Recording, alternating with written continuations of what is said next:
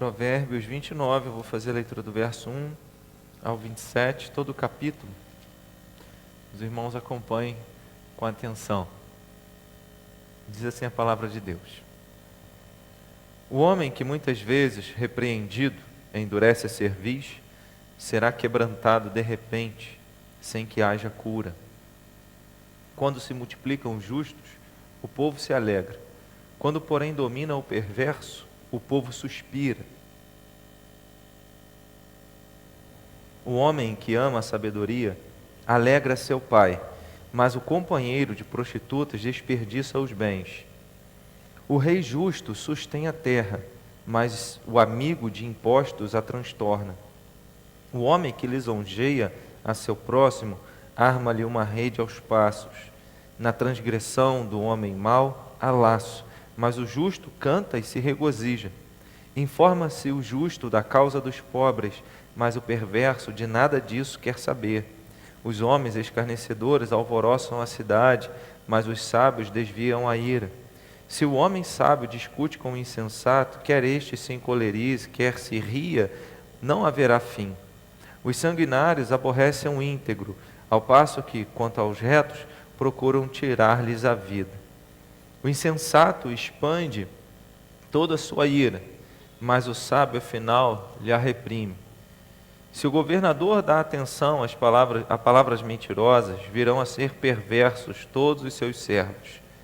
O pobre e o seu opressor se encontram, mas é o Senhor quem dá a luz aos olhos de ambos.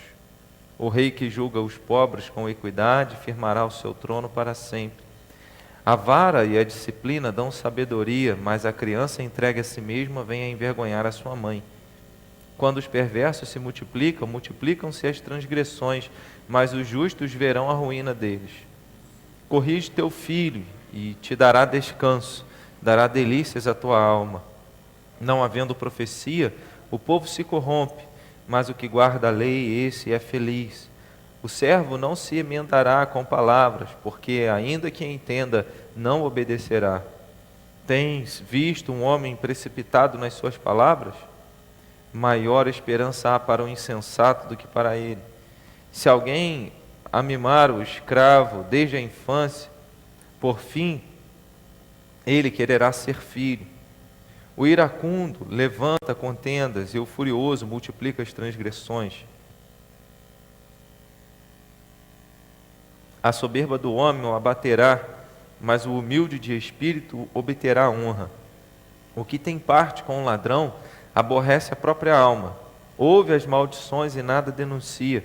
Quem teme ao Senhor, quem teme ao homem, arma ciladas, mas o que confia no Senhor está seguro.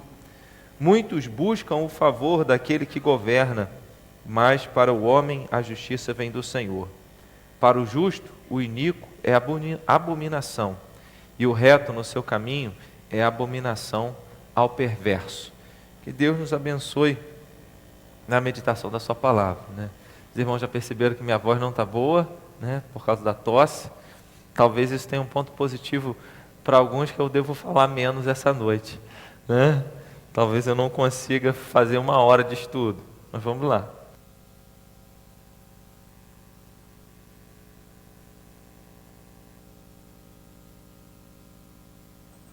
Não existe nada no mundo que funcione satisfatoriamente sem regras.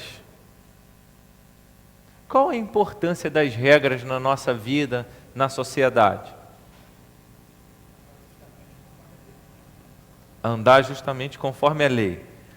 Qual é a importância de andar conforme a lei? E até dentro de casa, os pais estabelecem regras para os filhos, né? O governo tem regras para os seus cidadãos. Qual a importância disso?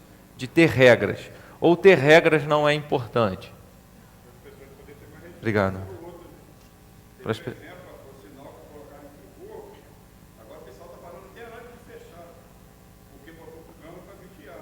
Isso é uma regra que o cara tem que respeitar. Vai passar vermelho, você vê, não, ficou, agora o pessoal está no pianinho. É regra.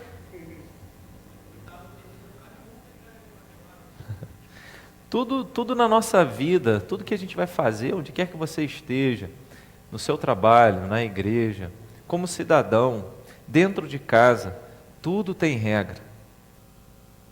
O ser humano, desde a infância, desde bebezinho, desde criança, ele já ouve algumas coisas. Não pode. Não pode falar assim, papai. Não é isso está errado. E a gente, desde criança, os pais vão tentando construir isso na vida dos seus filhos, né, moldando os filhos. E quando a gente pensa que vai sair da casa dos pais para tomar conta do próprio nariz, você se vê diante de uma sociedade que você tem regras, você tem um trabalho, e se você não trabalhar, você não come, né, e você tem que andar conforme essas regras. E isso não é diferente em relação a Deus. Não é diferente. Deus também tem a sua lei, Deus também tem a sua palavra. Semana passada, nós meditamos no capítulo 28, falando sobre a importância da palavra de Deus em várias áreas, né, no governo, na vida privada, na captação de recursos. Vimos sobre várias situações que o capítulo 28 nos fala da importância da palavra de Deus. Nosso tema de hoje é a importância da palavra de Deus 2, porque dentro do mesmo conceito, dentro desse conjunto de provérbios, a ênfase, eu penso que a ênfase de todo esse capítulo recai no verso de número 18. O que está lá no verso 18?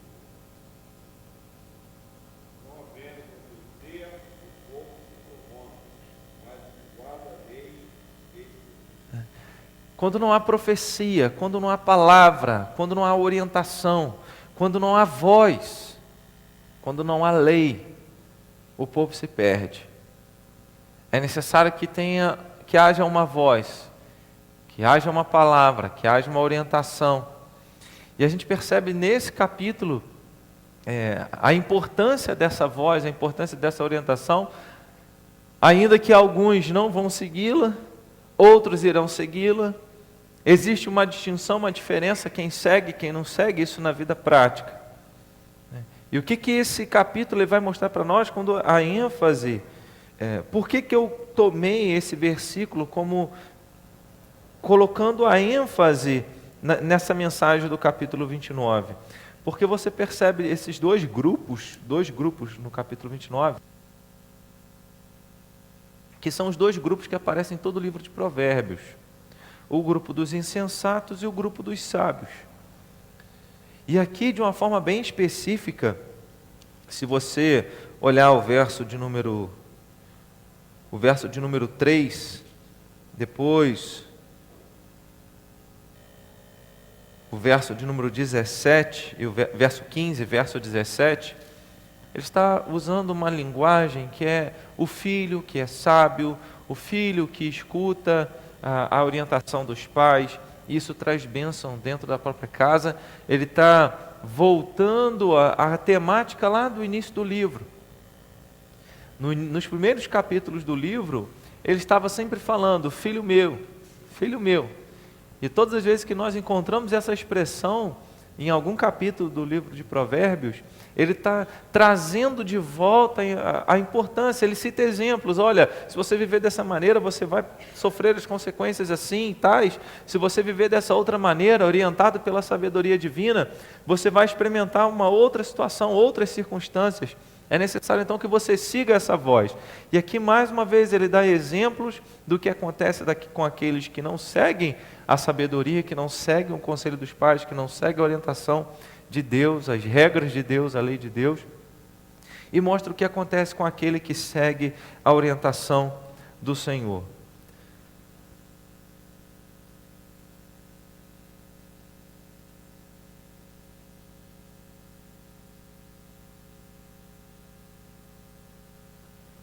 As leis e orientações, normas, elas são importantes para tudo que nós vamos fazer.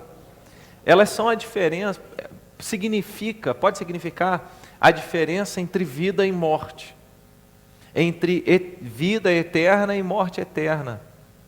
pode significar a diferença entre bons frutos e maus frutos. Porque não é assim. Se você anda no caminho do Senhor, você pode até passar a dificuldade.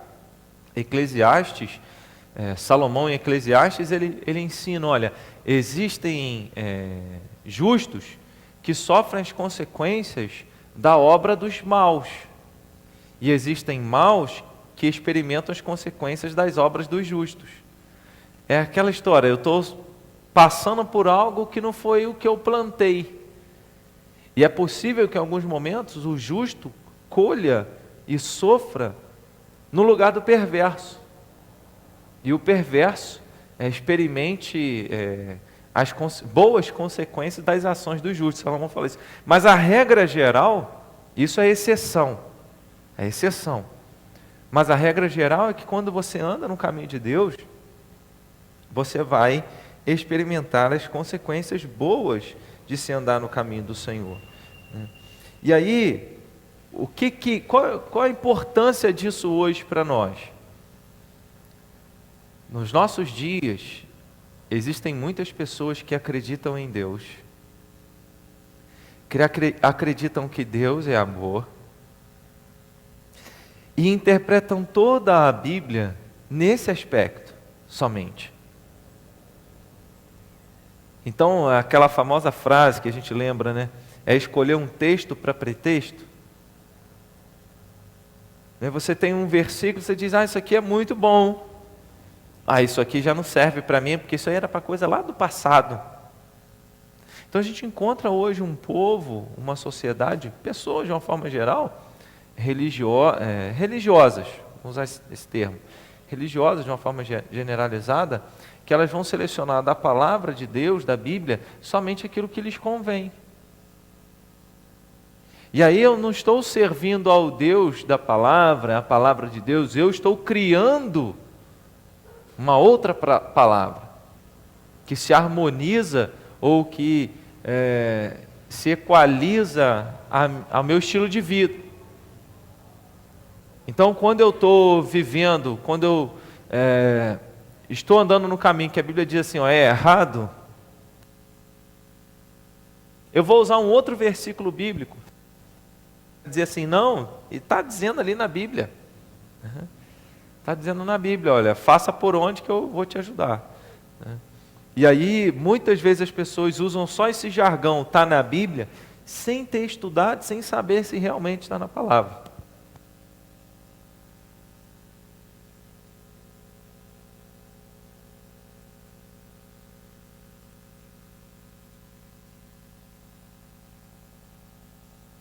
Conto com a paciência dos irmãos, tá? Primeira coisa que nós vamos olhar, nosso primeiro argumento, é que a Bíblia, a palavra de Deus, ela é importante para o desenvolvimento da moral. O que é moral? A palavra de Deus, ela é importante para o desenvolvimento da moral. O que é moral?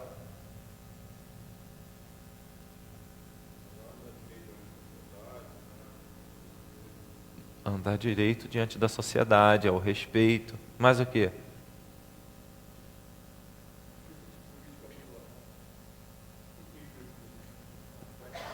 Pode ser, né? Mais o que, gente? O que é moral? Os irmãos, quando a gente fala assim, a Bíblia é importante para o desenvolvimento da moral, os irmãos sabem o que eu estou falando, né? Tá.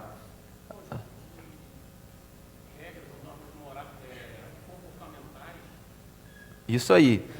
A ética, ela trabalha conceitos. Então, a ética cristã, são as normas para a nossa vida. A moral é a aplicação desses conceitos na vida prática. Então, quando a gente fala da moral, a gente está falando de uma vida íntegra, irrepreensível, à luz da palavra de Deus. Quanto mais eu me aproximo da palavra de Deus, quanto mais eu estudo a palavra de Deus, mais eu estarei vivendo como um ser humano no entendimento pleno da palavra. Quanto mais nós nos aproximamos de Jesus, de Deus, melhores seres humanos nós nos tornamos. Então a Bíblia é a nossa regra de fé, ok, mas ela é a nossa regra de prática. Então sem a palavra de Deus, não haveria, e aqui é um argumento importante, sem a palavra de Deus, não haveria desenvolvimento social. Porque para haver qualquer desenvolvimento social, é necessário o quê? Respeito do direito do próximo. É necessário considerar o outro, o espaço do outro. Isso o cristianismo é sem igual. Foi com o cristianismo, eu já citei esse livro aqui algumas vezes, eu emprestei esse livro uma vez e nunca mais voltou. Acho que é por isso que eu não esqueço dele, né? O livro é E se Jesus não tivesse nascido? De James Kennedy. É o autor do livro Evangelismo Explosivo, daquela estratégia de evangelismo explosivo. E ele escreve, e se Jesus não tivesse nascido? É o tema do livro. E ele vai mostrar que antes do cristianismo, as crianças, as mulheres e os idosos não eram cuidados ou considerados importantes na sociedade. Os pais tinham autoridade sobre os filhos, que se não tivessem gostado dos filhos, pegava a criança e lançava do lado de fora, dos muros da cidade. E não havia nenhuma lei que iria sancionar, queria punir esse tipo de comportamento. No que diz respeito a negócios, né? Ou o idoso que não produzia mais, que não trabalhava mais, ele era descartado. A mulher é um objeto de prazer e de trabalho.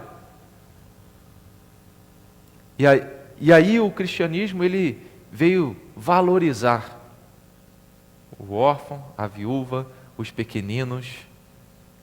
Ele trouxe isso. E isso numa aplicação. Isso revela o quê? Esse desenvolvimento moral, o desenvolvimento do comportamento humano, onde respeito, onde os seres humanos têm liberdade para expressar a sua opinião. Se não fosse o cristianismo, nem esse conceito de democracia nós teríamos.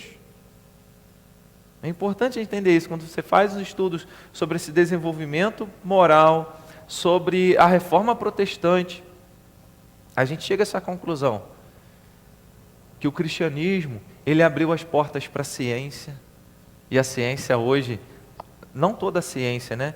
Uma ciência deturpada, tenta tirar da vida, tirou da vida pública, né? Mas tenta tirar até da vida privada, da vida particular, a importância do conhecimento de Deus, da palavra de Deus, da fé em Deus. Mas foi justamente o cristianismo que fez com que a sociedade desenvolvesse. E a gente olha nesses versículos, né, usando esse texto, esse versículo base, sem profecia, sem lei, sem palavra, o povo ele vai perecer, ele vai se extinguir. E eu estou tomando essa expressão profecia como voz, como pregação, como palavra de Deus. E quando tem, essa é a profecia. Aqui não está falando de vidência, de adivinhação. Profecia, irmão, aí aqui é um parênteses, né? Só para explicar o conceito. Profecia é diferente de vidência. Vidência é quando um profeta no Antigo Testamento, segundo a visão que Deus dava, via o futuro e anunciava para a nação o futuro, aquilo que iria acontecer. Profecia é diferente.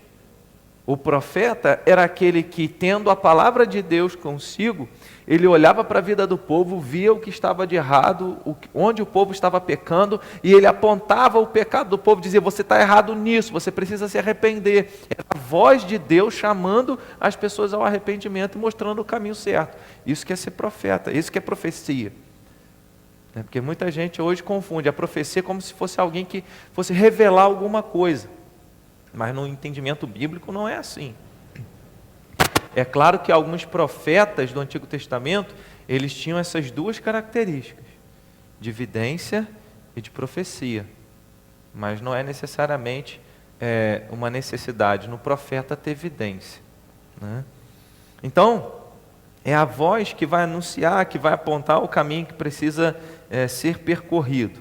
Olha o verso de número 2, e a gente vai ver alguns versículos onde a gente encontra essa voz, essa diferença, a importância desse desenvolvimento moral. O verso 2 ele diz: quando se multiplicam justos, o povo se alegra.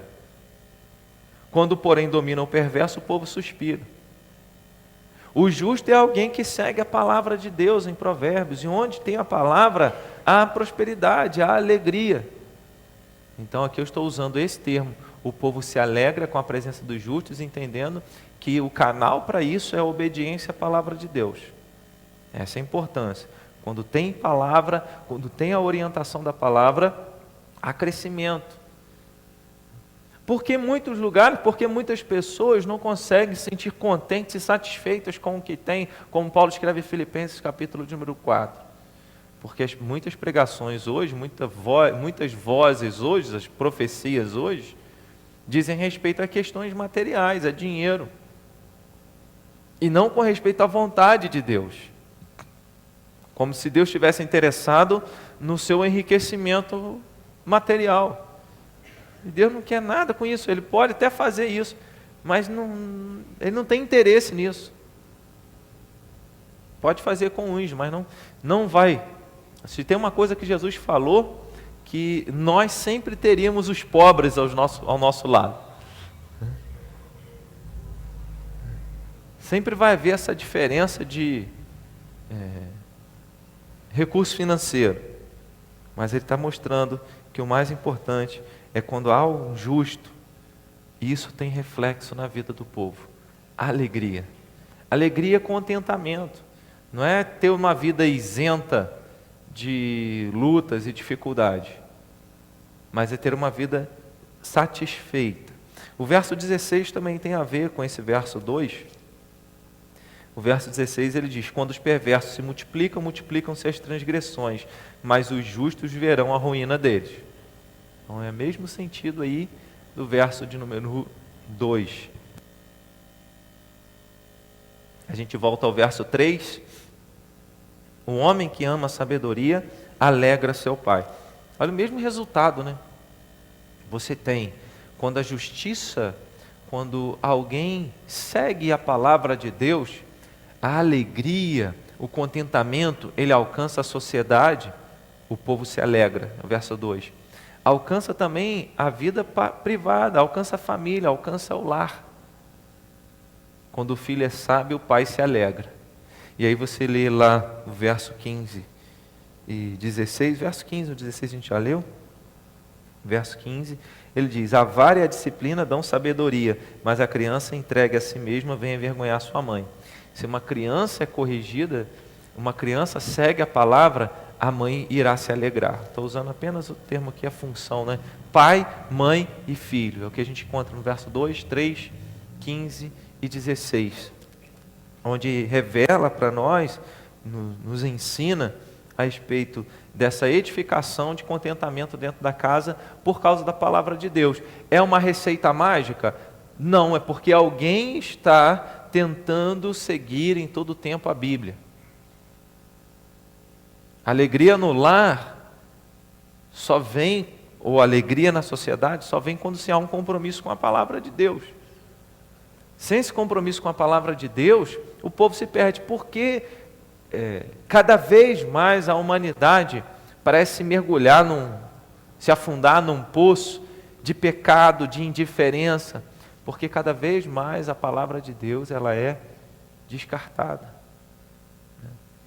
Aí, eu já li essa matéria uma vez, fizeram uma entrevista, se eu não me engano, com a filha de Billy Graham, né? E questionaram por que Deus deixava tanta coisa ruim acontecer. Né? Aí respondeu: não, ele só fez o que o povo já havia desejado há muito tempo, porque não é de hoje e que o povo descartou Deus e jogou Deus para escanteio. Não foi Deus que abandonou, foi o povo que abandonou Deus. E a gente vê esse reflexo na sociedade hoje. Ninguém quer saber qual é a vontade de Deus. Quando tem interesse apenas uma questão financeira. Nós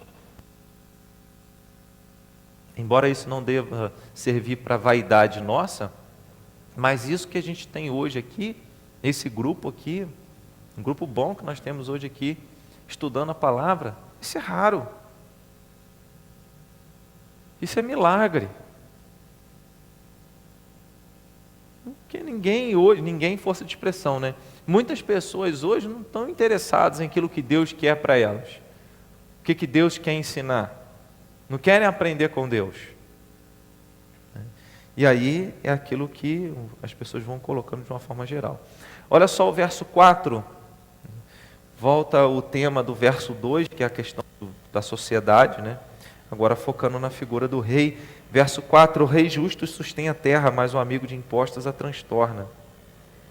Isso tem relação com o verso 12 e o verso 14.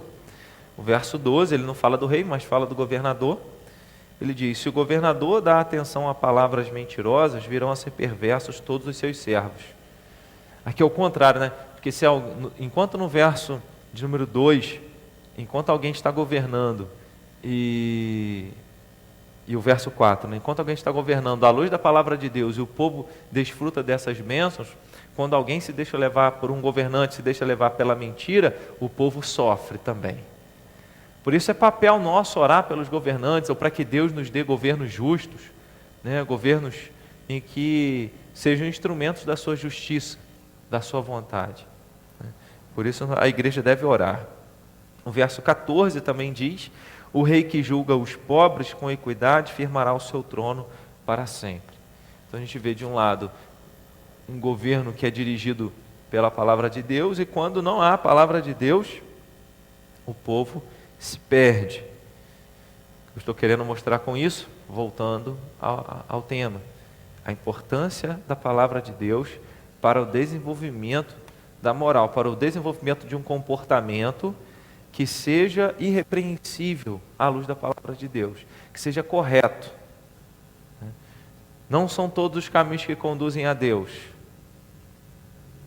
E algumas pessoas, para serem simpáticas, dizem, tá bom, o que importa é ter uma religião, né? Não. A Bíblia não ensina isso. O que importa é acreditar em Deus, né? Não. A Bíblia não ensina isso. A Bíblia ensina que é preciso ter fé em um que é Cristo, Jesus Cristo, e só Ele a gente chega ao Pai, só Ele a gente entra na vida. Também ensina que até os demônios creem em Deus e eles estremecem. Então não é qualquer coisa. Essa ideia é importante a gente lembrar, porque para a sociedade todos os caminhos conduzem a Deus, até o dos ateus. O que eu quero dizer com isso? Quero dizer que hoje a sociedade, qualquer coisa que você fizer, tá bom. O que você quiser acreditar, tá bom. Porque no final vai ter aquilo que você, que te dá tranquilidade. Se você não acredita em Deus no céu, beleza, esse é o caminho, no final não vai ter nada, você morreu, acabou. Se você acredita em Deus, você vai para o céu lá daquilo que você acredita. Não há um norte, não há um parâmetro. E se não há parâmetro, a gente pode fazer o que quiser. Isso é conhecido como pluralismo religioso, quando a gente usa a expressão todos os caminhos conduzem a Deus. E quando o parâmetro é não ter parâmetro, ou seja, não tem regras, cada um tem a sua própria verdade, é aquilo que você acredita, não é necessariamente aquilo que eu acredito, isso é chamado de relativismo. E o relativismo diz que todo mundo está certo, não tem ninguém errado. E você pode fazer o que você quiser. Verso de número 7. Enquanto o verso 14, nos ensinou que o rei que julga os pobres com equidade firmará o seu trono, o verso 7 também mostra, informa-se o justo da causa dos pobres, mas o perverso de nada disso quer saber. A gente tem um justo que tem um comportamento, que ele tem interesse. A ética cristã, a moral que a palavra de Deus nos apresenta é amar o próximo como a nós mesmos. Então você coloca as necessidades do outro à frente das suas, você se interessa em saber qual é a necessidade do outro, o que o outro está passando. O justo se interessa em saber o que a causa dos pobres. Ele informa-se porque ele tem interesse em ajudar. Então a gente vê aqui comportamentos morais para quem é governante, um cara que está acima de todos, que não, como a parábola do juiz iníquo que Jesus conta, bem que eu não temo a Deus e a homem algum, estou acima, mas vou julgar essa causa. Ou seja, quanto mais poder, a probabilidade da pessoa se sentir isenta de compromisso com qualquer outra coisa é muito grande. Mas aí o Provérbios está ensinando que até mesmo os poderosos necessitam de um comportamento moral, necessitam de ter uma vida regrada, não apenas para satisfazer os desejos deles, mas principalmente para atender às necessidades dos outros. Porque se ele está lá naquela função, é como Deus coloca, e isso a gente aprende até na nossa confissão de fé, que nós temos os nossos pais biológicos, e eles são a autoridade de Deus sobre a nossa vida, mas nós temos os nossos pais civis, que são os nossos governantes, e que Deus colocou eles sobre a nossa vida. Isso está lá em Romanos capítulo de número 13, que não existe autoridade que não tenha sido constituída por Deus. Então você vê esse comportamento de atenção aos pobres, de gerar alegria na sociedade, gerar alegria dentro de casa, porque está seguindo uma vida reta e todos estão colhendo, todos que estão à volta estão colhendo isso. E é bom quando a gente anda no caminho certo e as pessoas à nossa volta, elas acabam sendo alvo disso também.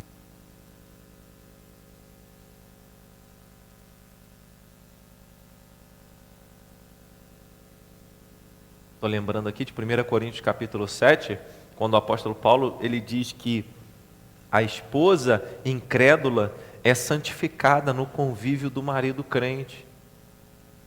E o marido incrédulo é santificado no convívio com a esposa crente.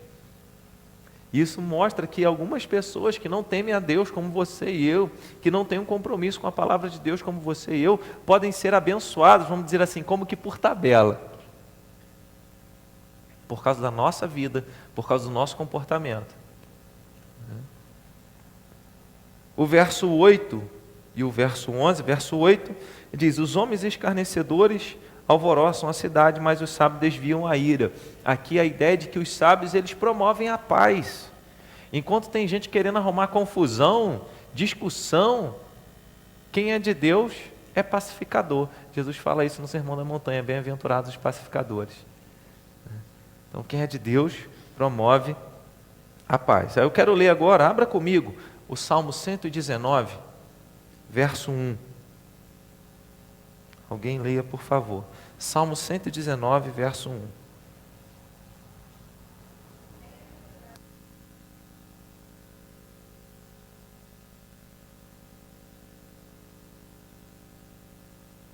Felizes, abençoados, irrepreensível. O que é ser irrepreensível? O que é ser irrepreensível? Gente, interpretação de texto, está no texto. Oi? Faz nada errado, o que está no texto? Andar na lei do Senhor. Bem-aventurados os irrepreensíveis que andam na lei do Senhor. Isso é ser irrepreensível, é andar na lei de Deus. Não é colocar a Bíblia no chão e passar em cima dela, né? Porque hoje em dia tem tanta moda, né? Bíblia ungida, mergulhada no azeite, Bíblia como amuleto, e tem tanta coisa. Mas não é isso. É ser reto, é ser obediente. E isso é algo que traz felicidade. Olha como essa expressão está em harmonia com o verso 18, que é o nosso tema, né? o versículo central. Mas o que guarda a lei, esse é feliz. Aí está dizendo: bem-aventurado os irrepreensíveis que andam na lei do Senhor. Ou seja, felizes são aqueles que andam na lei do Senhor. Ele está dizendo a mesma coisa, com uma palavra diferente, né? Então é isso que acontece na nossa vida. Já mencionei aqui o que é a palavra moral, significa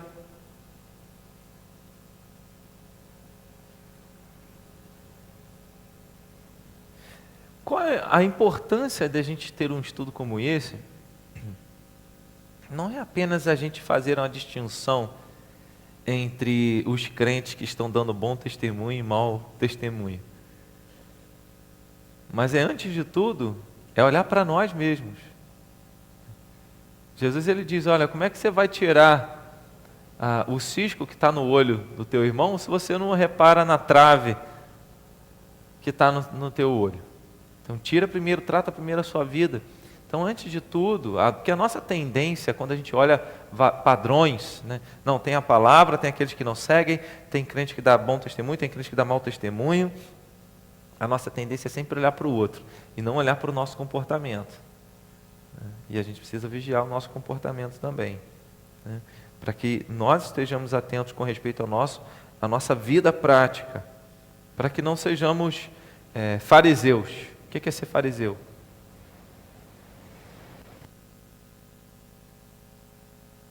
Ser hipócrita, né?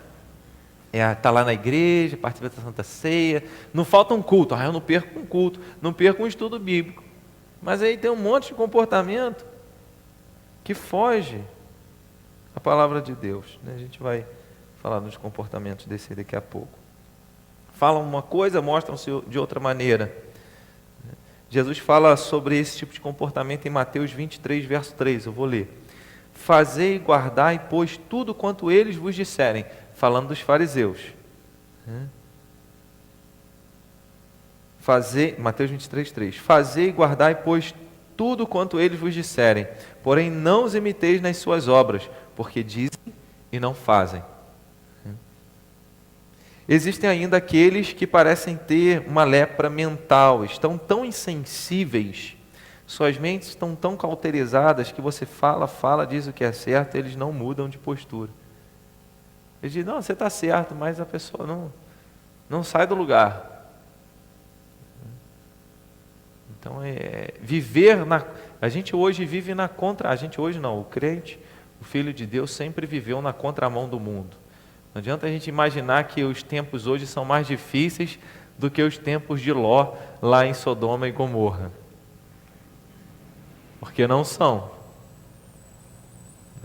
Hoje a diferença é que a gente tem mais informação, né? O que acontece no Japão a gente sabe na mesma hora, né? Tem mais informação, com o celular na mão de todo mundo, que grava e que joga para a internet, a gente fica sabendo. Mas a maldade no coração humano é essa.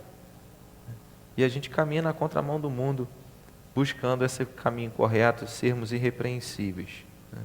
E a gente precisa louvar a Deus que ainda existem pessoas lutando, né, pela verdade, pela justiça, por uma vida correta, e nós precisamos ser essas pessoas.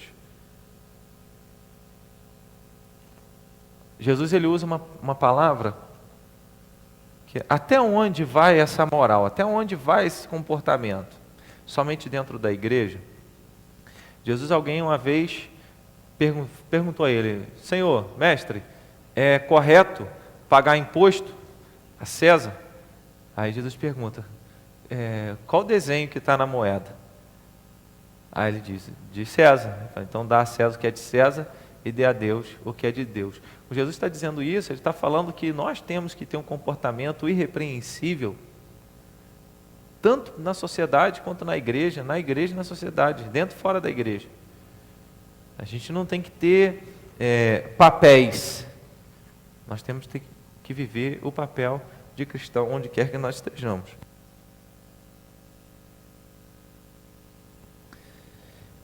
E aí alguns comportamentos que eu anotei aqui, que faz a gente pensar alguma coisa sobre uma vida irrepreensível. Beber em bares, ou ficar bêbado, ou até beber em lugares que você escandalizaria pessoas. Vestimenta que desperta sensualidade, tamanho do vestido, do decote. Alguém pode até falar assim, mas o problema está em quem olha. mas a Bíblia também fala em que a gente tem que ter bom senso. Né? E aí onde eu estou tirando, não está lá, bom senso. Né? Tudo me é lícito, mas nem tudo convém. Eu vou citar, é o último texto que eu vou citar hoje no nosso estudo. Do tempo morcegando no trabalho, né? Então você rouba no trabalho. De ficar mexendo ou brincando no celular na hora do culto, sem contar o bate-papo. Da falta de reverência. Né? A gente vê que até para você entrar em determinados lugares, você não pode entrar de qualquer maneira, sem camisa, de bermuda. E a gente precisa guardar uma reverência também em relação a Deus, ao lugar do culto. Eu estou falando de coisas simples. Mas até essas coisas simples envolvem a nossa vida alguém irrepreensível. Quando alguém olha para Jó e diz a respeito dele que era um homem íntegro, reto, temente a Deus, que se desviava do mal, que era alguém comprometido com a verdade, comprometido com a palavra. Mas a gente pode aumentar o nível aqui, ó. Dos cheques sem fundo, dos carnês não pagos, das palavras indecorosas que saem dos lábios, as letras de músicas que se ouve, da forma como se dança, por aí vai. Né? O trato com as pessoas, o respeito ou não, aquilo que você faz escondido e conta que ninguém vê, e você se dá por satisfeito.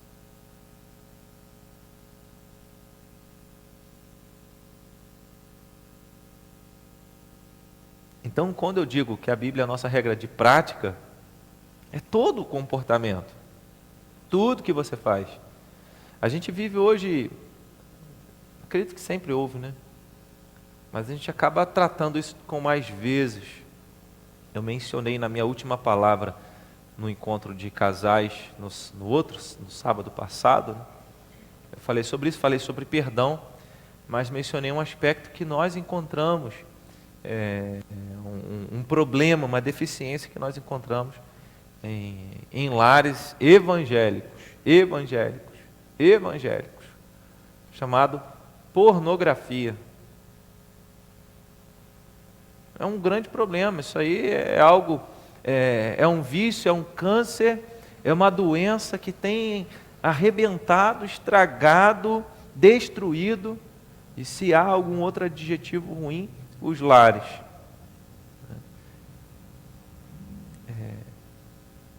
Certa vez eu dei um estudo aqui na igreja, é que a gente precisa, não sei se foi um estudo ou uma mensagem, a gente precisa lidar sério com o pecado.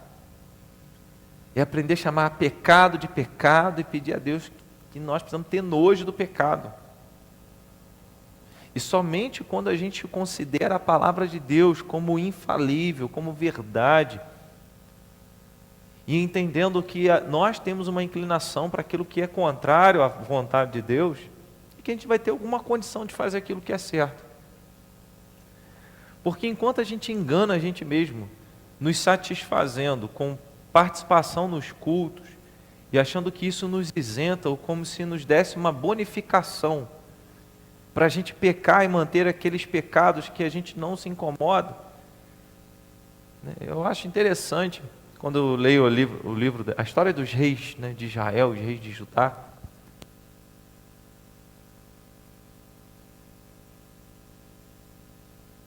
porque você encontra reis que foram maus e que conduziram o povo ao pecado.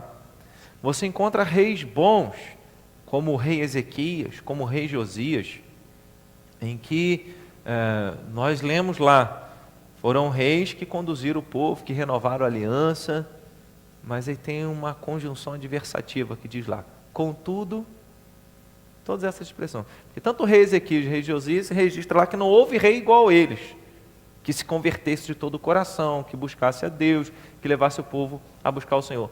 Mas tem essa palavrinha, contudo, não se tirou o culto, o incenso nos altos. Contudo, não se tirou o sacrifício lá nos altos.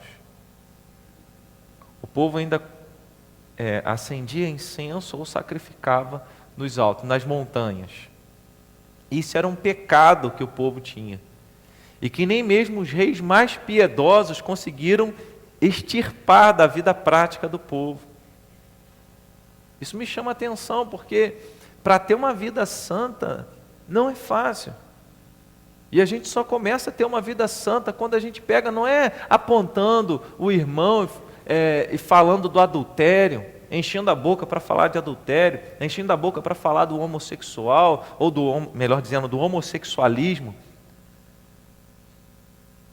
Mas é quando a gente pega naquelas pequenas coisas. E a gente vai crescendo pouco a pouco. Eu já citei esse livro aqui, nesses estudos de provérbios, que é 5 votos para obter poder espiritual. E um dos votos é: jamais se defenda. A gente já estudou isso aqui. E um outro é: trate sério com o pecado.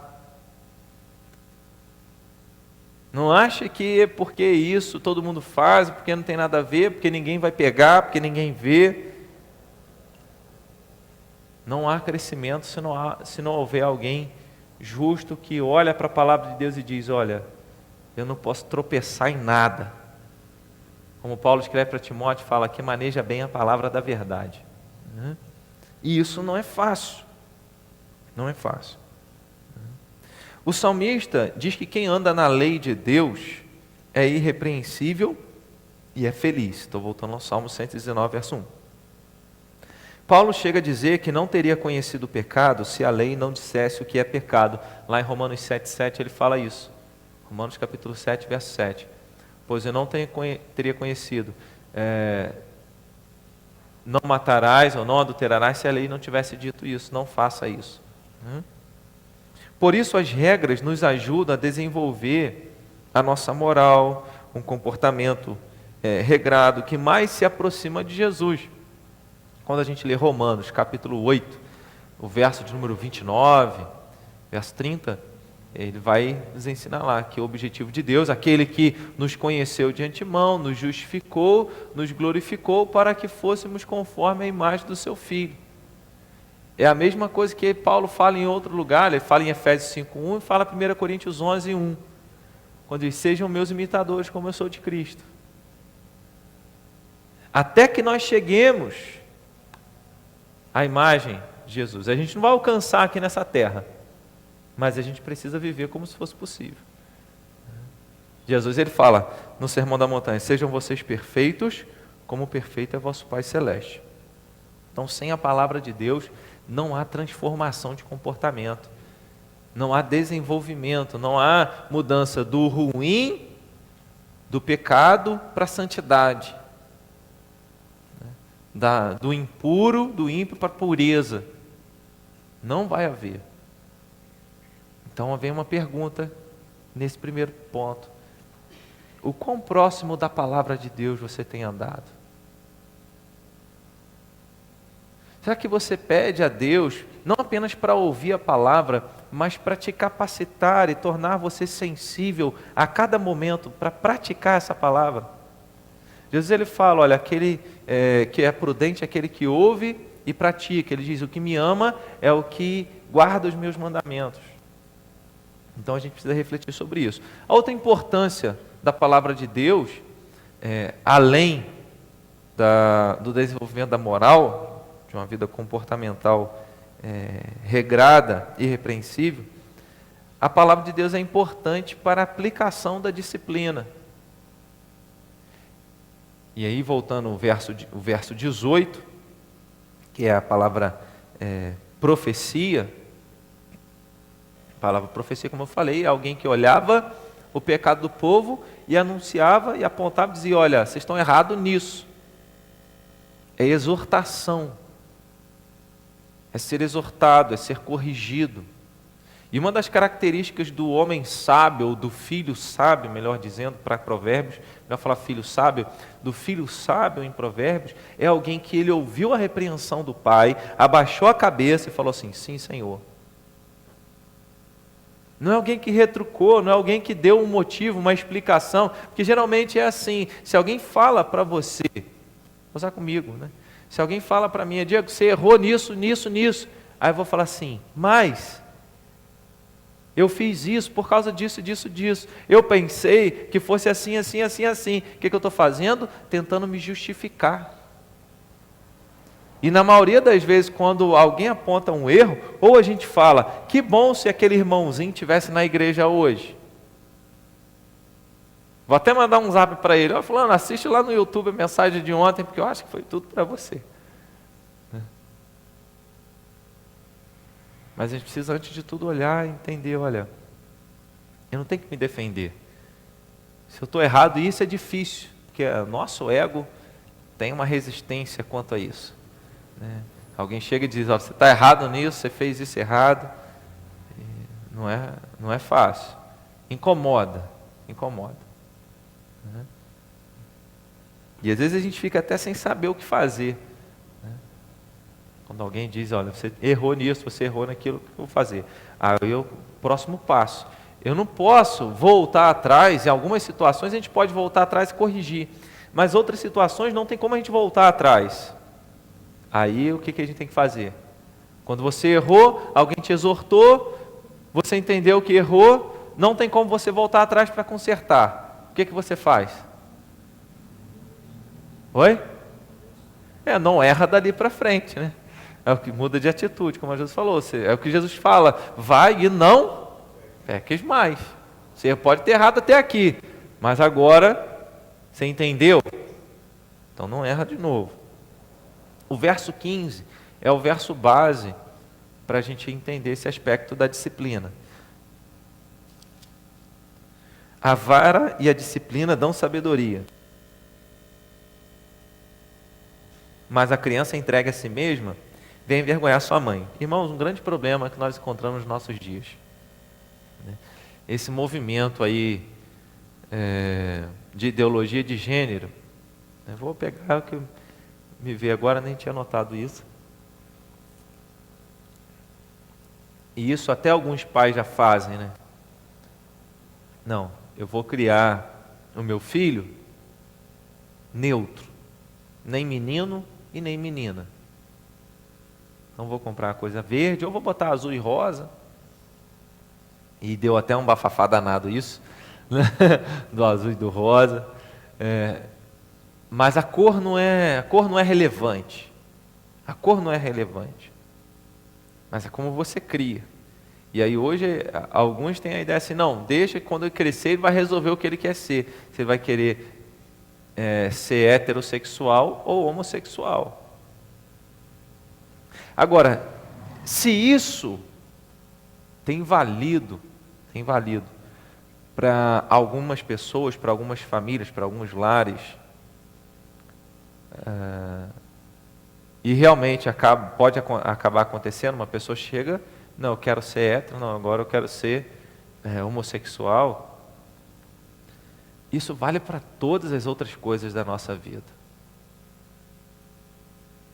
Se você não chegar ao seu filho quando ele fizer algo errado, e você não repreendê-lo, ele vai crescer achando que aquilo ali é normal. Ele vai crescer achando que pode.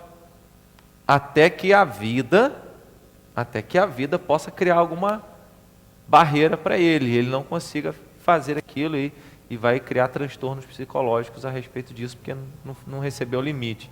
Né? Então, aquilo que nós ensinamos e vamos transmitindo, passando para os nossos filhos, vai formar a vida deles. Se chegar lá na frente, até mesmo nós, né, assumimos uma postura errada, ainda que nós não tenhamos talvez a disciplina dos nossos pais terrenos, mas vamos ter a disciplina do Estado ou de Deus. E aí aqui esse Provérbios ele está ensinando, como já foi mencionado em outros lugares, né? Esse ensino não é novo em Provérbios. Né? O verso de número 1 e verso 19, eles vão mostram a diferença entre aquele que foi disciplinado e aquele que não aceitou a repreensão.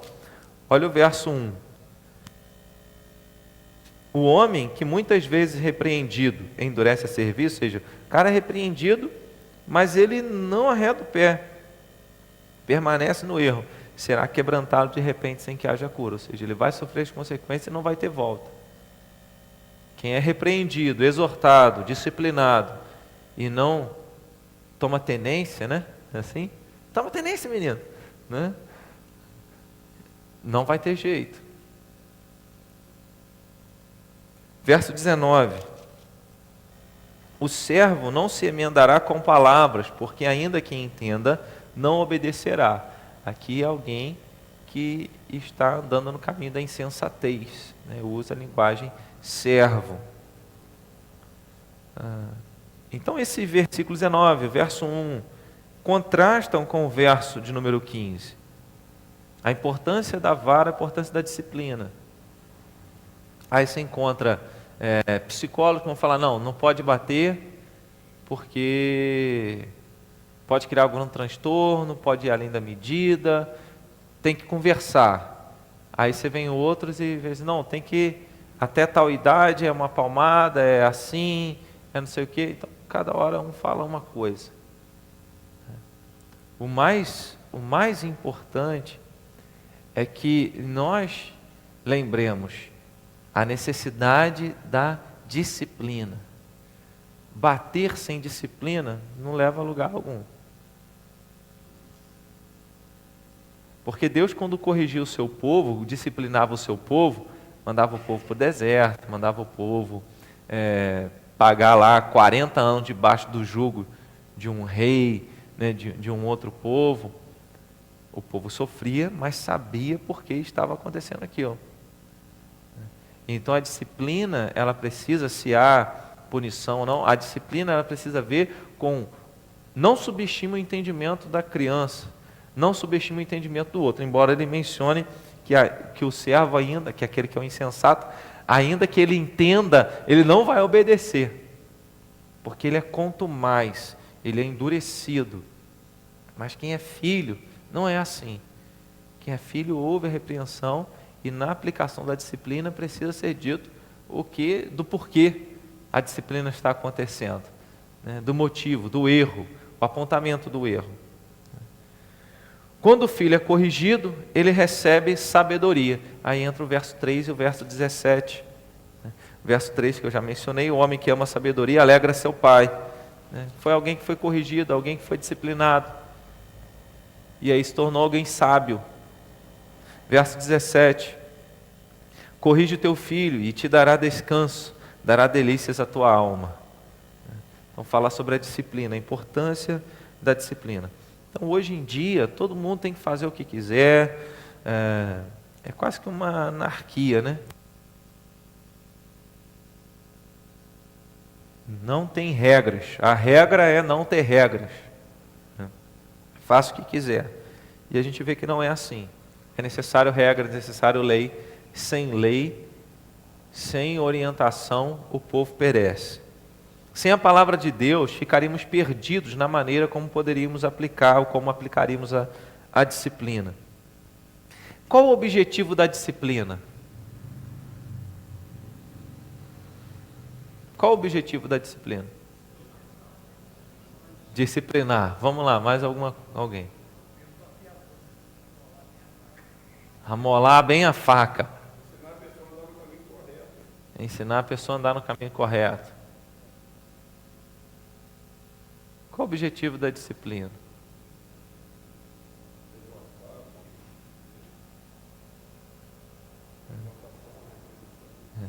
O Luiz usou uma metáfora aí, mas é mais ou menos por aí, né? As crianças fazem uma coisa errada, vai lá pro cantinho, fica lá. Aí quando você vai tirar, você fala assim, você abaixa, né? Filha, você sabe por que você ficou aí esse tempinho? Né? Foi porque você fez isso e isso. Porque você falou assim, assim, assim. E você não pode fazer isso. Tá? Pede desculpa ao papai. Pede desculpa na mamãe. Você está ensinando a criança a se arrepender. Está ensinando a criança um comportamento ideal. Deus faz isso com a gente. Deus faz isso. Quando Deus nos disciplina, a gente vai ler esse texto, quando Deus nos disciplina, não sei se vai dar tempo de ler esse texto, mas quando Deus nos disciplina, é para que a gente possa andar no caminho certo. O objetivo da disciplina é para que algo doa em nós e isso produza arrependimento. Diferente quando a gente estuda o livro de Apocalipse, no momento do derramamento das taças da ira de Deus, dos flagelos. Mesmo com todos os flagelos, o povo não se arrependeu dos seus pecados. O objetivo é que se arrependesse, mas não se arrependeu. Então a disciplina, o objetivo da disciplina é produzir arrependimento. Levar a pessoa a entender que ela errou e se arrepender do erro dela. Então, se uma pessoa reconheceu que errou e se arrependeu, já não tem mais por que ter a disciplina. Aí um parênteses. Às vezes algumas pessoas falam assim, o conselho não vai fazer nada não? A gente aprende a tratar algumas coisas suasoriamente. Jesus ensina isso. Mateus capítulo de número 18, verso de número 15. Como é que Jesus ensina? Se alguém pecar contra você, tenta resolver com ele primeiro. Tenta resolver com essa pessoa primeiro. Mas aí algum irmão que está sabendo já fica logo, não, o conselho não vai fazer nada não, o pastor não vai fazer nada não, a igreja não vai fazer nada não, tal pessoa está assim nesse caso, vem na igreja, toma a santa ceia, e aí a gente começa a querer julgar. Mas aí Jesus ensina, vai e conversa. Se a pessoa entendeu que errou, se ela na conversa ela falou, não vou fazer de novo, eu entendi que é errado, não é esse o caminho, tem necessidade de você afastar a pessoa da comunhão, se ela já reconheceu o erro e falou que não vai fazer mais. Afastamento da comunhão ou exclusão da igreja é quando todas as tentativas foram feitas e a pessoa não aceitou. Ela permanece ali naquela tecla dizendo, eu estou certo, quero fazer, quero permanecer no pecado. Então Jesus conta lá em Mateus 18, 15, alguém errou? Vai primeiro você com ele, sozinho, particular, conversa. Conseguiu? Amém, ganhou seu irmão. Não conseguiu? Chama 2 testemunhas, chama os presbíteros da igreja. Vai lá, conversa. Conseguiu? Amém, ganhou seu irmão. Esquece o resto, perdoa. Não conseguiu? Fala com a igreja. Pede ajuda a todos os irmãos da igreja. Não atendeu? Considera essa pessoa um pecador. Considera essa pessoa gentio, é a expressão, ou seja, gentio, essa expressão muito pesada, porque é alguém desligado da comunhão.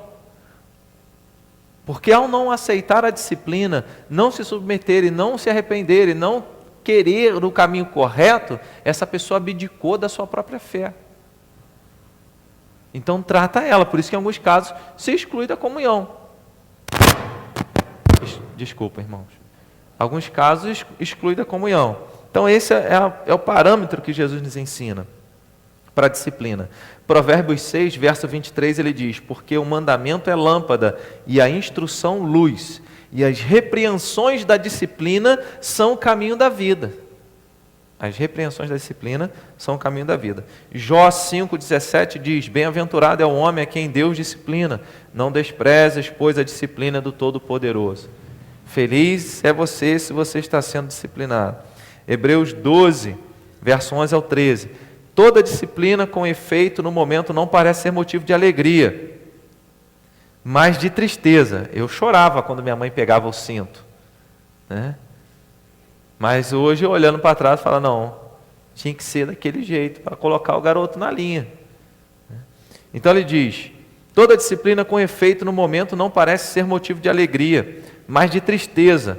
Ao depois, entretanto, produz fruto pacífico aos que têm sido por ela exercitados, fruto de justiça. É o afiar a faca.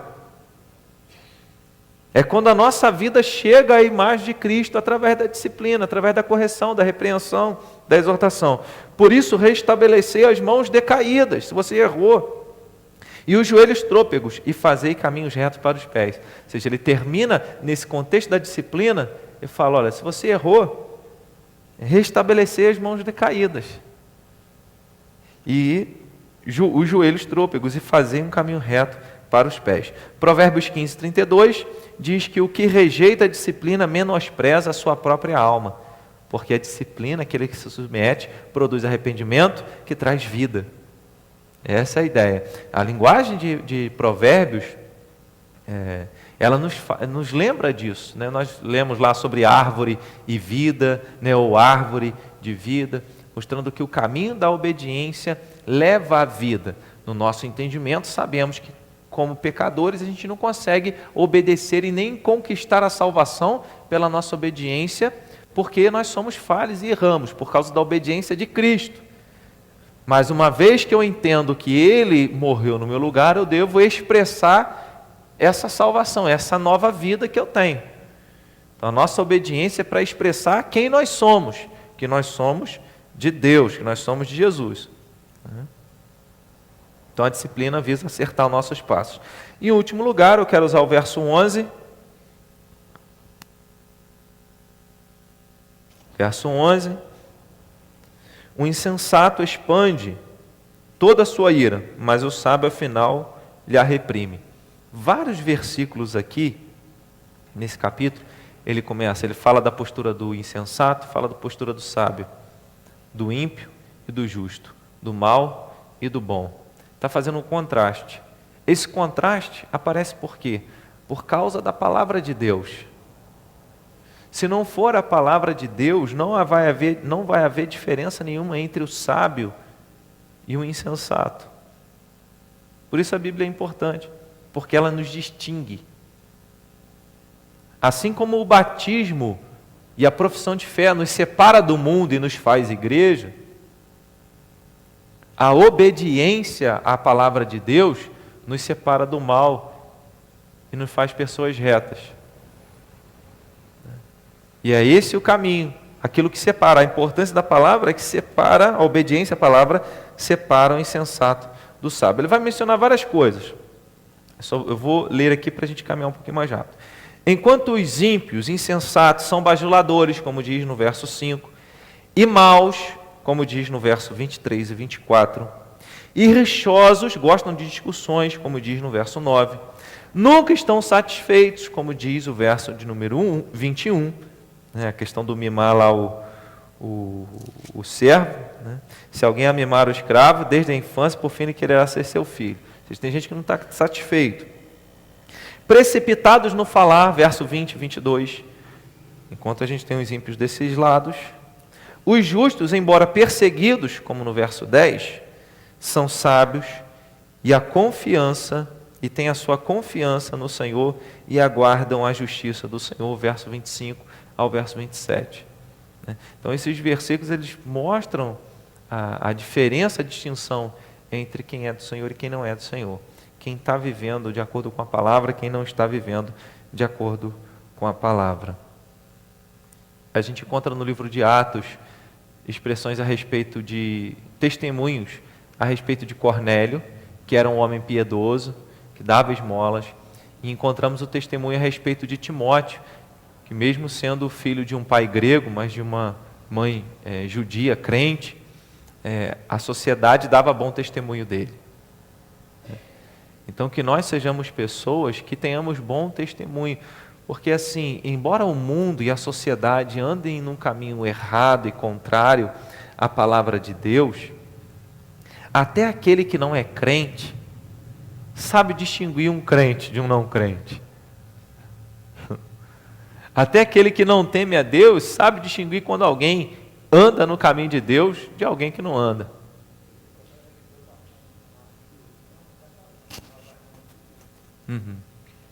Vejo que este que passa por nós, sempre por nós, é santo homem de Deus. Né? Isso aí. Então, que é o nosso comportamento, irmãos. Nada de ficar passando a perna nos outros. No seu trabalho, faça o seu melhor. Porque para nós não tem qualquer jeito. Tem um jeito, que é aquilo que a Bíblia diz. Ah, mas eu vou perder dinheiro. Antes perder dinheiro do que perder a comunhão com Deus. Então, a gente precisa lembrar desses princípios, porque ainda nos nossos dias, muitos cristãos dão um mau testemunho. E no trabalho você fica até sem saber como contra-argumentar. E falando lá, fez isso, o que eu faço agora? Algumas pessoas chegam até, não, vou falar para a igreja, mas aí a igreja fica até refém de algumas situações, numa situação difícil, com algumas coisas. Como é que a gente vai gerenciar, o conselho da igreja vai gerenciar a vida, a gente tem que aconselhar, né? A vida do outro, a vida dos membros da igreja. Agora, o seu bom testemunho, crédito para Cristo. Né? Ou talvez nem vai ser visto. Mas o seu mau testemunho é como um farol. Porque isso é contado e é falado em todos os lugares. O mau testemunho não só no comportamento de não pagar a dívida ou de outras práticas erradas, mas até aquelas coisas simples de ser alguém fechado, que não cumprimenta o outro, que não dá atenção no outro, finge que não conhece as pessoas, que é indiferente. O justo se informa a respeito da causa do pobre. Que a gente sejamos pessoas assim, né, interessadas, né, em servir, em abençoar. E eu quero encerrar com 1 Coríntios 6, verso 12. Todas as coisas me são lícitas, mas nem todas convêm. Todas as coisas me são lícitas, mas eu não me deixarei dominar por nenhuma delas.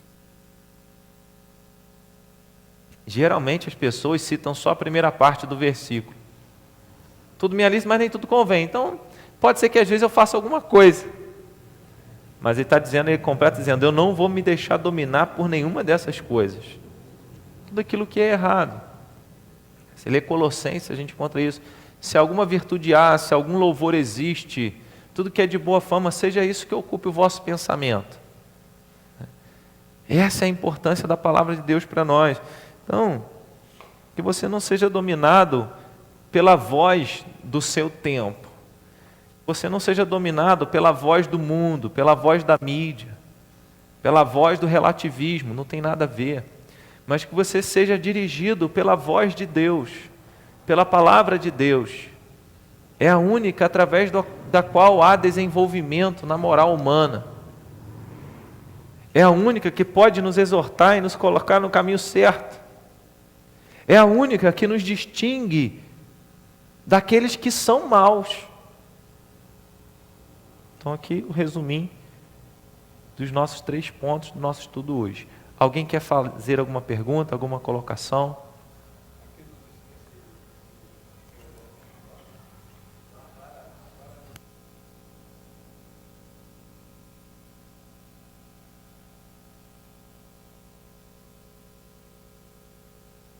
Exato. Uhum. Os que passaram estão colhendo coisa boa, estão alegrando. Uhum.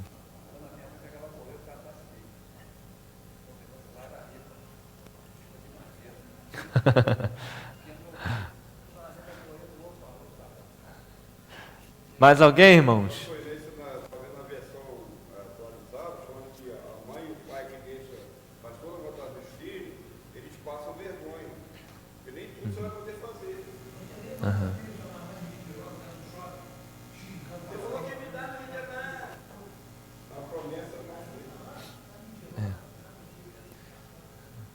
A gente precisa olhar para a nossa vida, né, e pedir, Senhor, me ajude a andar no caminho reto. Né? Me ajude a encontrar prazer, alegria na obediência à Tua palavra. Somente assim a gente vai ser sal da terra e luz do mundo. Né?